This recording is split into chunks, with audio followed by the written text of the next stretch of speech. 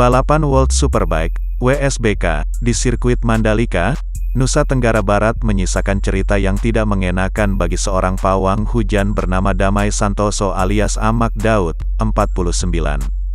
Warga Desa Bangket Parak, Kecamatan Pujut, Lombok Tengah, Nusa Tenggara Barat itu mengaku menjadi korban hoaks di media sosial hingga melaporkannya sebagai kasus pencemaran nama baik.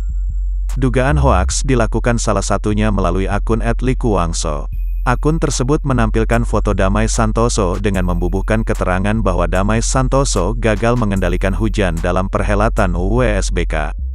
Menurutnya, foto yang diunggah dalam medsos itu adalah dirinya saat menjadi pawang hujan di acara peresmian sirkuit